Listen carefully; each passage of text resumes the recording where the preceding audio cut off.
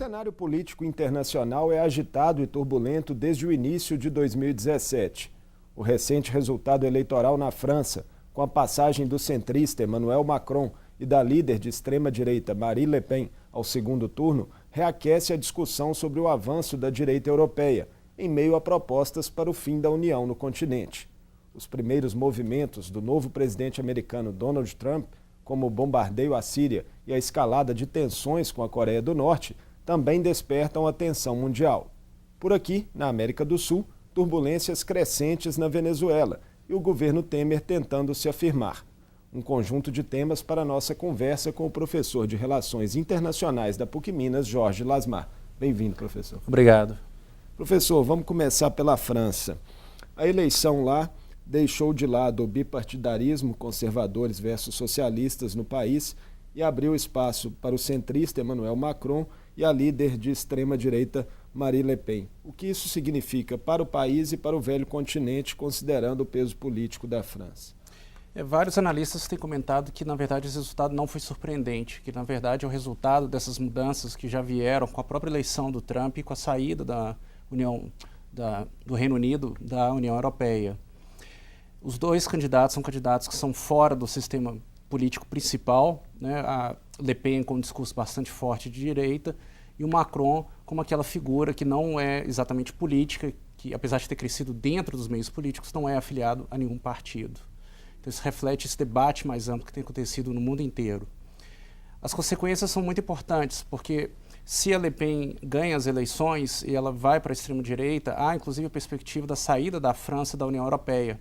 O impacto disso será tremendo e provavelmente representará o próprio fim da União Europeia. Já sem a Inglaterra, se a França também toma o mesmo caminho, poderia ser uma implosão mesmo da União. Sem dúvida nenhuma. A França e a Inglaterra são dois dos principais países, restaria aí apenas a Alemanha.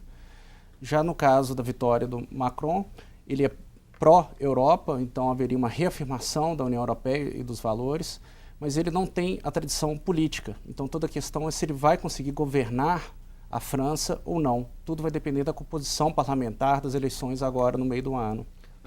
A interface parece ser clara também com a crise econômica na região, né?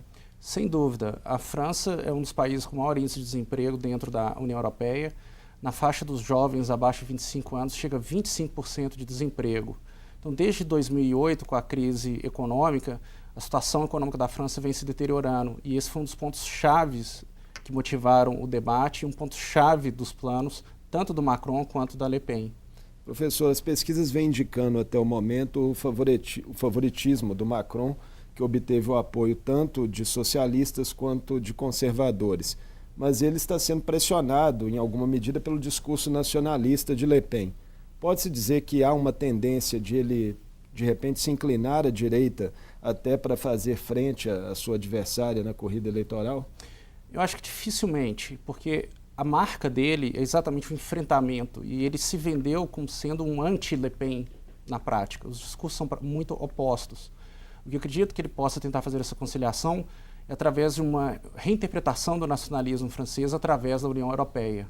E quais seriam as características dessa reinterpretação?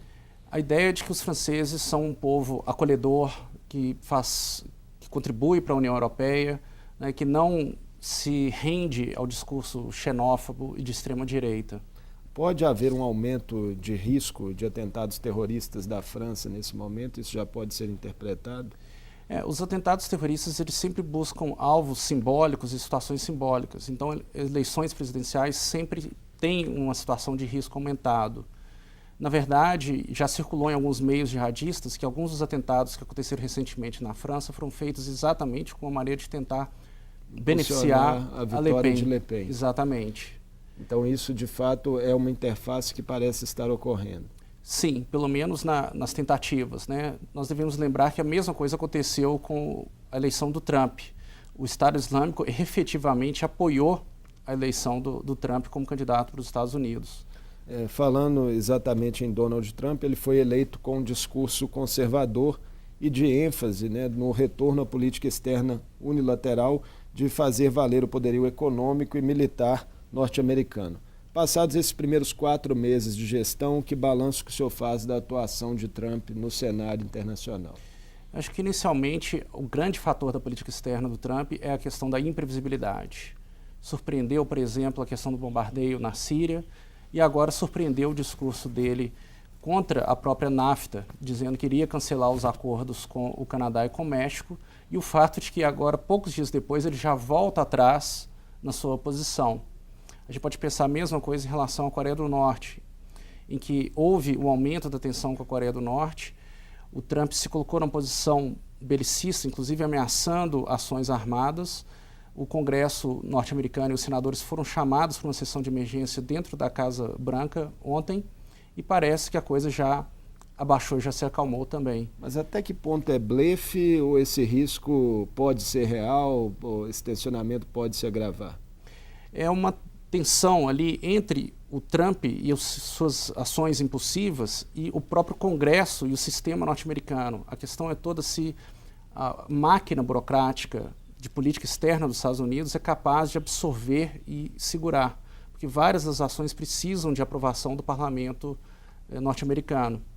Então, o que aconteceu ontem nessa questão da Coreia do Norte parece que foi exatamente que os próprios senadores se colocaram contra uma ação armada. Eles estão preferindo ações firmes, mas mais no plano econômico do que no plano militar. No caso dele, tem ocorrido também, de Donald Trump, algum recuo nas promessas de campanha. A questão do muro mesmo, a criação do muro na fronteira com o México é um caso que reflete isso. Ele, na campanha, dizia que os mexicanos iriam pagar, o governo mexicano pagaria pelo muro, e agora pede autorização ao Congresso de recursos para que o governo americano arque com a construção, né? Exatamente. Isso, mais uma vez, é reflexo dessa intenção do Trump de governar e da própria burocracia de Washington. Então, várias das suas ações, inclusive, foram bloqueadas por juízes, como, por exemplo, o caso dos imigrantes e o próprio caso do muro. Então, nós temos ações externas do próprio governo americano que seguram um pouco essas ações do Trump. A China tem advertido que a situação na Ásia está bastante frágil. O país tem força política, na visão do senhor, para eventualmente conter ou mesmo dissuadir uma eventual intenção de ataque bélico de Trump, ou há mesmo uma questão imprevisível que exigirá mais observação? Existe a imprevisibilidade que foi aumentada, porque uma das características do Kim Jong-un, que é o ditador da Coreia do Norte, é exatamente essa imprevisibilidade. E agora, do outro lado, com o Trump, nós temos mais imprevisibilidade. A China tem se colocado, então, muito firme e presente para tentar evitar esse escalamento dessas tensões. A China é uma grande potência, ela é uma das principais economias mundiais, então ela tem muita força nesse processo. Sem falar que ela está presente na Ásia e é um dos grandes patrocinadores da própria Coreia do Norte. Então ela tem ativamente intervido nesse processo. Para o Brasil, como que a atuação de Donald Trump pode vir a impactar? Bem, caso efetivamente o Trump renegocie os acordos de trocas, né, de liberalismo econômico, isso pode causar impactos para o Brasil. Pode causar tanto problemas ou prejuízos, aumentando o protecionismo norte-americano, que impactaria as exportações brasileiras para os Estados Unidos, mas, por outro lado, pode abrir oportunidades de negócio para o Brasil desses países em que os Estados Unidos elevaria suas tarifas de comércio. Muitos analistas até dizem que, do ponto de vista econômico, os democratas seriam até mais rígidos em algumas questões do que os próprios republicanos nos Estados Unidos. É verdade. Tradicionalmente, os democratas são muito mais rigorosos com a economia do que os republicanos, porque os republicanos tendem a preocupar mais com as questões de segurança e acabam deixando as questões econômicas um pouco de lado. Mas uma das características do Trump e uma das suas brigas com o próprio Partido Republicano é que ele tem esse enfoque maior na questão econômica do que os republicanos. Então, dentro do próprio Partido Republicano, há uma discordância entre as ações que o Trump deseja adotar e aquilo que o partido em si acredita. Professor, trazendo a conversa agora para o nosso cenário aqui de América do Sul. A tensão política também ocorre perto do Brasil com o aprofundamento da crise política, econômica e social na Venezuela. Já nessa semana, o governo venezuelano sofreu duras críticas da Anistia Internacional e anunciou também estar de saída da Organização dos Estados Americanos. Como é que o senhor está vendo a situação no país vizinho? É uma situação extremamente grave, né? Nós temos um acirramento da violência muito grande. Essa saída da Organização dos Estados Americanos também é algo que traz uma grande preocupação, né? Isso vem no momento em que a Organização dos Estados Americanos passa por cima da própria Venezuela e preparava resoluções para condenar essas ações antidemocráticas do governo venezuelano. Nós temos que lembrar que a Venezuela é um grande produtor de petróleo também, é um país vizinho com relações intensas com o Brasil. Então, todas essas instabilidades podem acabar provocando efeitos desestabilizador em toda a região. Que efeitos seriam esses para o Brasil e para, por exemplo, o Mercosul? Bem, nós temos possibilidade de suspensão da Venezuela do Mercosul, né, que tem sido bastante discutido. Inclusive o chanceler brasileiro atual é um defensor entusiasmado da medida, né? É claro que isso sempre traz problemas, porque a própria questão do impeachment aqui no Brasil foi discutido, se teria sido um golpe ou não, antidemocrático ou não, né? Nós não sabemos o impacto que isso pode ter na questão da produção do petróleo, se isso pode acabar influenciando o preço geral do petróleo. Então tem uma série de fatores, até a própria imigração, parece que há uma grande parcela da população que está tentando deixar a Venezuela. Então a gente tem impactos de imigrantes, refugiados. Roraima, o estado brasileiro vizinho, está recebendo um grande contingente de venezuelanos. E há naquela região também a questão do tráfico de combustível, né, que ocorre pela diferença de preço de combustível entre os dois países. Sem dúvida. É um exemplo, né, desses impactos. Professor, como o senhor está vendo a atuação em política externa do governo Temer? O governo está completando aí praticamente um ano. O afastamento da ex-presidente Dilma se deu em maio do ano passado, o afastamento inicial dela do cargo. Como é que o senhor está vendo esse primeiro ano de atuação do governo Temer na política externa? Eu tenho visto uma atuação, de certa forma, tímida. Tem saído dos jornais, das notícias, as reivindicações, a atuação internacional do Brasil. Eu acredito que muito em virtude da própria dificuldade de governança que o Brasil vive atualmente. Acho que a preocupação principal do governo está em sobreviver politicamente e resolver os seus problemas e contradições internos. A própria imagem internacional que ficou em relação ao impeachment, que foi uma imagem não exatamente positiva da política brasileira, das próprias instituições, muitos órgãos de imprensa internacionais classificando o que ocorreu aqui como, de fato, um golpe, tem a ver com isso também? Sim, eu acho que tem a ver um pouco, mas também a questão econômica, que o mundo todo também se volta para o Brasil com expectativa se o Brasil está efetivamente resolvendo a questão econômica ou não.